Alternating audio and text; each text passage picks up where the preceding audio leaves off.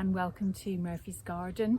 And in this video it's now October, so it's quite important to start making preparations for winter. So we've had lots of lovely pot displays over the summer. I've been really pleased with all my pots this year, and I can just let them fade away gracefully as the winter comes and the frost comes and they slowly die. And then I just put them on the compost heap, because I've got some really nice plants and I'd like to try and save them and grow them again next year. So we're going to have a look at some of the different pots and what plants from them that we can save, how we can overwinter them to keep them going, and then we can use them again next spring. And today I'm just storing my geraniums. Now what I've done in the past, I've always done, is to try and overwinter them. Sometimes in the past I've taken pots in to the greenhouse or into the garage or wherever, and I've just left them and they can overwinter fine. The problem with that is they take up a lot of room, they kind of get in everybody's way and they're a bit of a pain.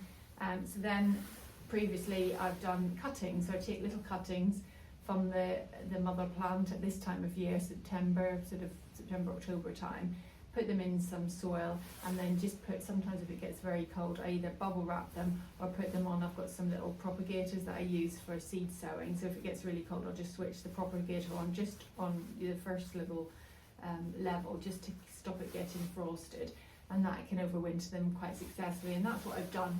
That's what I did last year, and I overwintered. These are some of the geraniums that we've enjoyed this year. It's a nice sort of dark red geranium.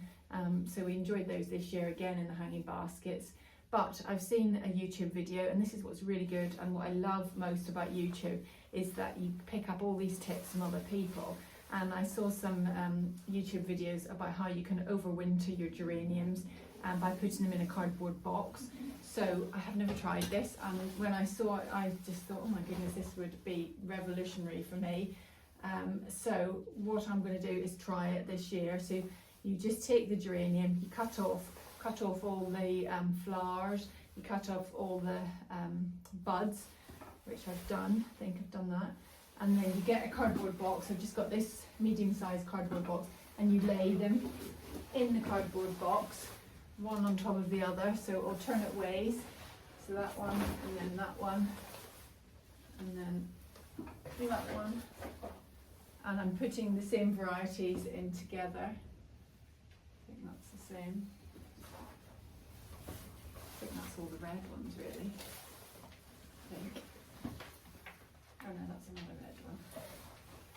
So we'll put them all into the box, and then once they're all in the box, you just close the lid. You don't seal it, don't tape it closed or anything, just do it loosely like that. And then I'm going to put it in the attic, because we've got an attic which is dry, it's dark, and it's cool. It's not, it wouldn't get frosted there.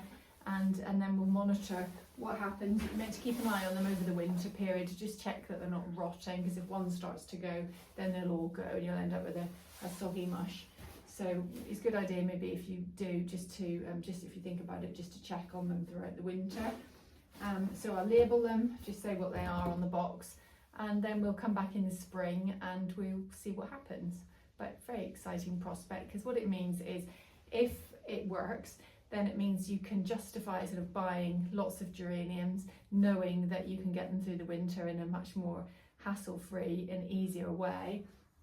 So knowing that you can enjoy them for years to come. So that's really exciting. So I'm quite interested to see whether this experiment works. So I'm just going to carry on doing the work that I started yesterday, just preparing the geraniums for the winter period. And in this tub, in this pot, this is stone planter, in the centre of the quadrant garden. If I just pan round where we are, you see where the context.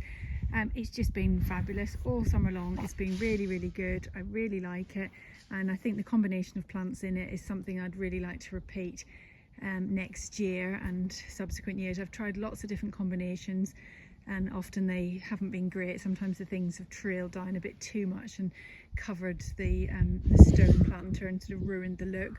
I think this is just a lovely combination. It's slightly trailed but not too much. So we'll just have a look at some of the plants that are contained within it. I guess the central plant in this planter would be this little geranium. It's quite a understated little geranium. It's got these very delicate pink flowers with just a hint of pink, not much, just a little bit. Some of them are starting to go over, but it's been lovely and it's got really quite big, and this is its second year. So we actually got this, we're given this two summers ago, and I did overwinter it last year by putting it in a pot with compost, and I think I just kept it on the propagator. It was a lot smaller than this last year, so I did manage to overwinter it, and I definitely want to overwinter it this year, so we'll give it a go of putting it in a cardboard box. So that's the first one. I don't know what it's called, unfortunately, but it is very pretty. And then the other plant that's also quite a central plant to this display is this beautiful osteosperm, and this one's called Serenity Dark Purple, and I've used it in actually in hanging baskets and in another planter that we'll come to, and it's just been super. Really like it, and of course it's hardy, so it can definitely be overwintered, and we can use it again and probably propagate from it, split it, and hopefully make more plants. So that's another one that I want to keep. The nice thing about this container is that a lot of the plants in here we can keep for next year, so it's quite an economical container as much as anything else. This lovely pink flowering plant is called Diasia, and this one's called Diamond Light Pink. Now Diasia can make it through a winter if you have a mild winter. I know my mum had some last year that she was really pleased had got through the winter, and she's had it again this year, but I know we live a lot further north than she does. It just wouldn't, I know it wouldn't make it through one of our winters. So what I'll try and do, I'm going to dismantle. It seems such a shame to take this planter apart because it still does look lovely, but I'm going to try and dismantle it, and I'll see if I can sort of pull it apart and try and keep that also for next year. We'll give it a little bit of protection. So in the greenhouse, I'll show you the setup that I've got, but I've got the greenhouse, and then I've got the plastic greenhouse within it, and I've also got little propagators that I can plug in the shed if I want to just give a little bit of heat. So that's that. And then another plant which we talked about when we did the adding a pop of purple to your borders, we talked about eucharas, and this one's Euchara primo, and it's called Black Pearl, and that's been lovely. But that one, I don't even need to take that out. I can reuse that with perhaps some pansies and things, and that will survive the winter. That's a tough hardy plant, so we can definitely use that. Now also hidden amongst the geranium foliage is some begonia foliage. This is I think it's a white flowering begonia.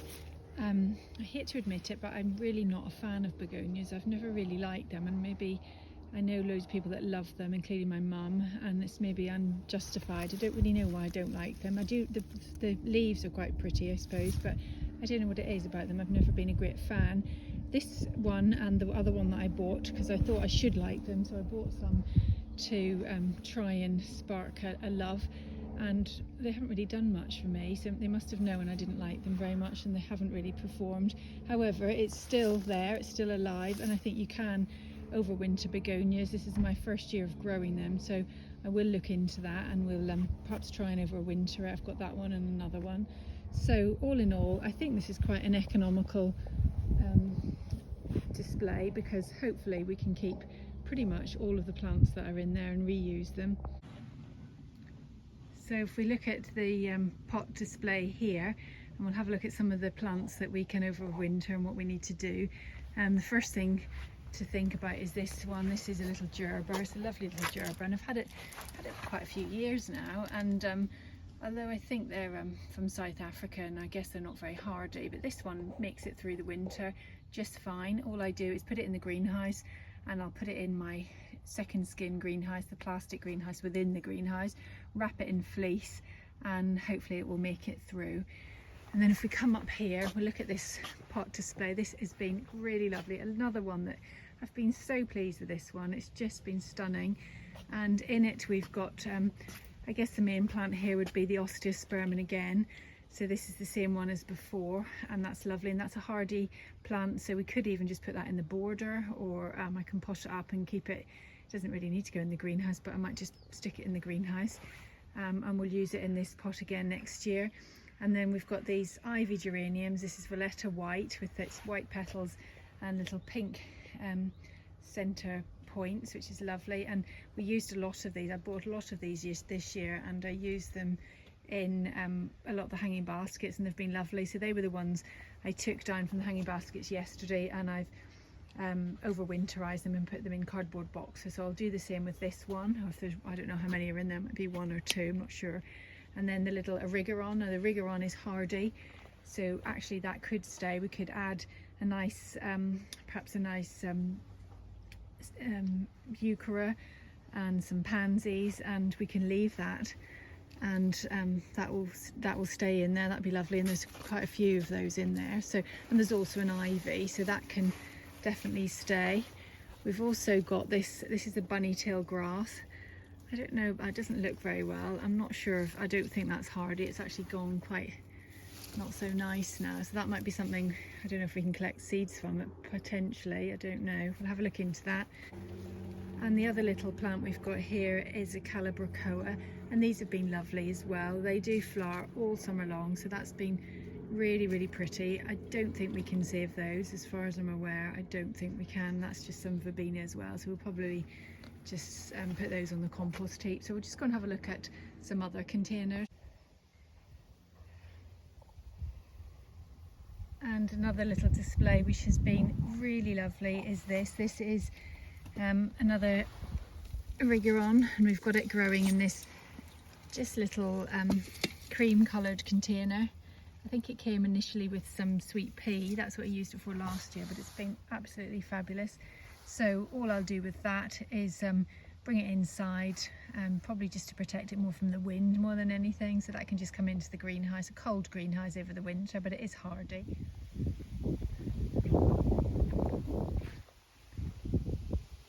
And these are the planters up the top. So just have a look what we've got here. So in each of these they're planted the same. Now at the back is a grass which we grew from seed, and this came a free packet of seeds which came in the Garden Illustrated magazine, so I just sowed them. I didn't really know what they're going to be like, but they're called Setaria viridis, also known as green foxtail, and this is a hardy annual. It has these strap-like leaves and graceful nodding panicles that mature from fresh green colour to a caramel colour, giving it its name Caramel. So it's been lovely. I don't know whether it's getting too big for here. No, I think it looks quite nice. I think it's actually in proportion. So that's hardy. What we do with that, I don't know. I can either leave it in there and leave it with the winter display. We can put pansies and bulbs. In fact, that would probably look lovely. Not really sure what this grass is. Can't remember what that is. I'll have to have a look. It looks a bit like a conocloa, but I don't think it is. This one is the evergreen, Carex evergreen. And then here is Nemesia, another type of Nemesia. This one's lovely. It's called Lady Lisa. So I don't know whether we can try and bring that in. I don't know. We'll give it a go. And then we've got Bidens. The Bidens, I think, have more or less disappeared. Oh no, there's one. This little yellow flower is called Golden Eye.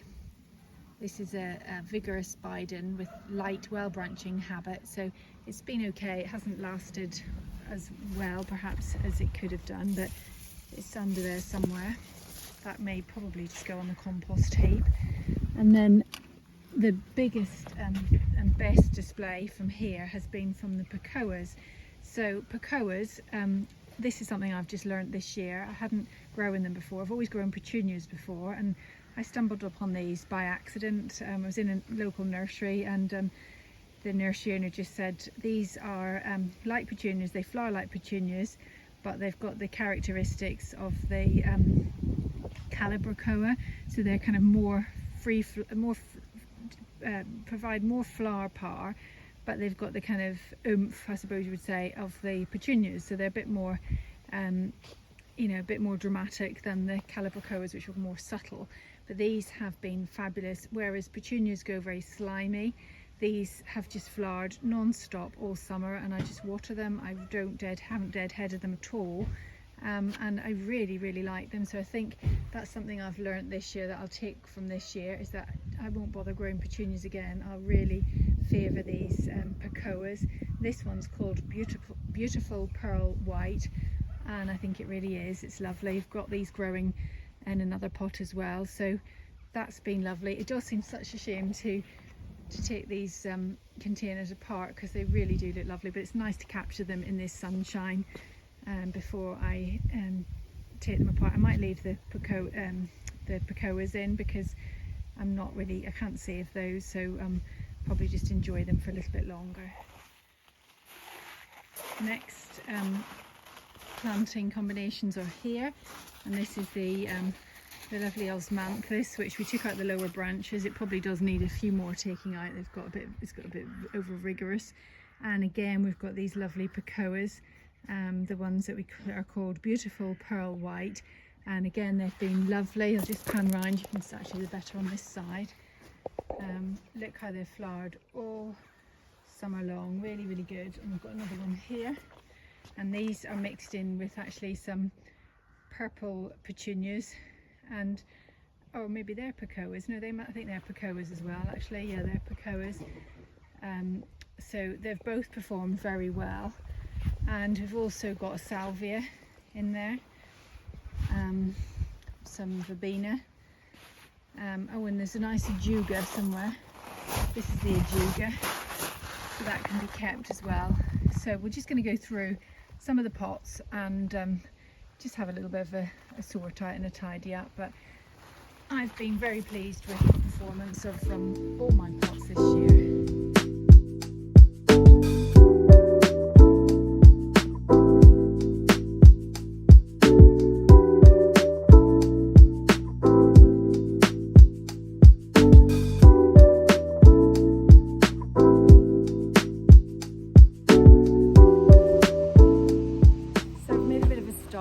And I brought, this is the box that we used yesterday to put these little pink geraniums, the same as this, that were in the hanging basket. So I would like to just add this one. This is the one out of the planter where all the pots are. So I'm not as confident that these ones will overwinter as well as perhaps the one that came out of this pot, because they're very thin and a bit spindly growth.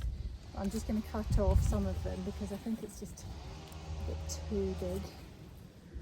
So cutting off a lot of the flowers and the buds.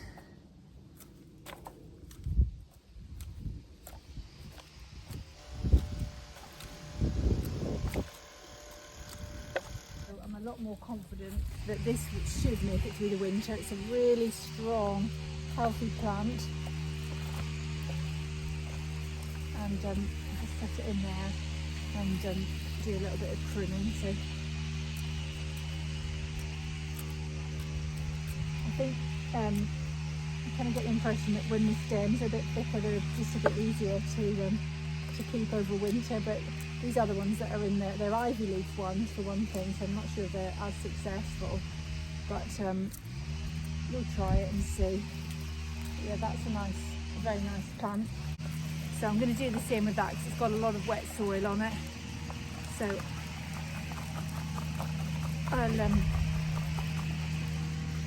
I'll put it on the bench to dry.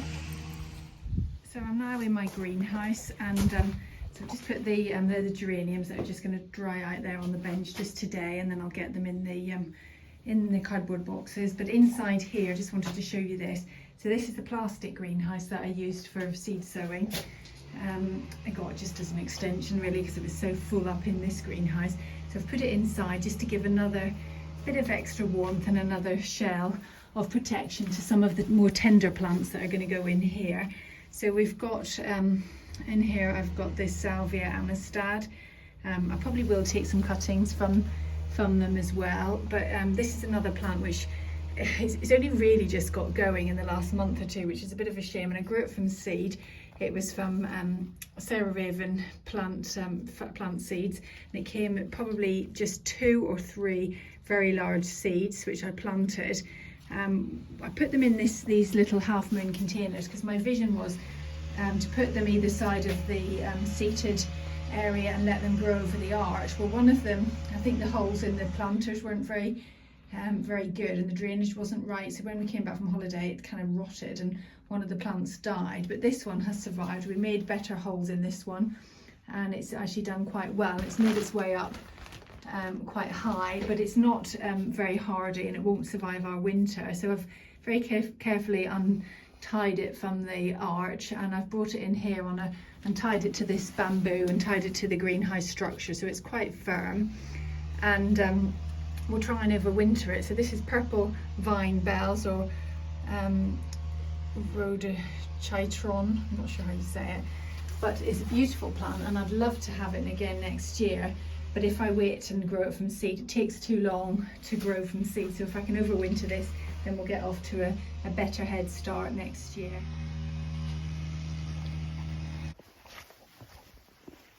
Right, I've got a perfect box for this big geranium, and so all I'm doing is I've dried them out, got all the soil off them, as much of the soil off them as I can, and then what I'm doing is just line them like this alternately.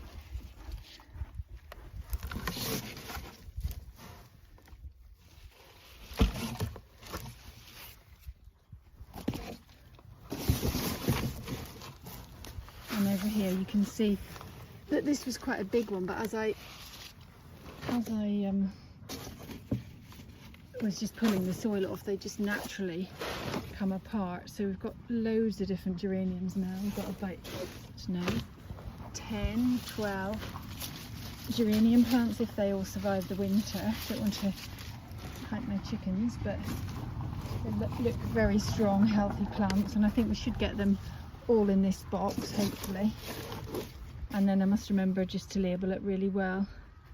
So just get those last ones in there, and then I think we're done. So I'm going to pack these up. We don't seal them, you just gently close the box, and then that way a little bit of air can circulate. So I might just leave them for the rest of the day just in the shed, just to make sure they're really dry before I put them up in the attic. That's 3 boxes of geranium, so they'll all be packed away, and hopefully if they survive the winter we'll see them in the spring. And the other option for plants that won't make it through the winter, the other thing is to collect the seeds. So here we've got some like French beans and things that we've collected, and they're just on this bench in front of me drying out just by the window. The sun just dries it out lovely, and then when they're dry I just put them in an envelope, and I will keep them over winter and we'll enjoy them again next year. And these are a selection of some of the ones I've got. So these are the runner beans, which are still going quite strong. They haven't dried yet, so I'll just leave them on the bench to dry. We've got broad beans, straw flowers, all these various things. Here we've got the lovely China asters that we enjoyed, sunflowers, stocks, all sorts of things, coriander, antirrhinum, zinnias. These are the bunnytail lagarus, bunnytail grass. I don't know if there's any seeds in there that we can manage to collect, but we'll give it all a go. And then the other thing, just to show you, these are the little propagators. They're just homemade propagators. Perhaps we'll do a video sometime on how to make them, because they're quite expensive to buy, but we've just made these. We've just bought these little heat pads and just put them on under a seed tray, and they're insulated at the bottom. But perhaps, yeah, we should do that sometime. Just got some insulation there, but they're very effective. So haven't got these in use at the moment, but if it does get really cold, I have got the option just to turn those on and just overwinter a few things on that bench. Thank you very much for watching, and join us again in the next video. Bye for now.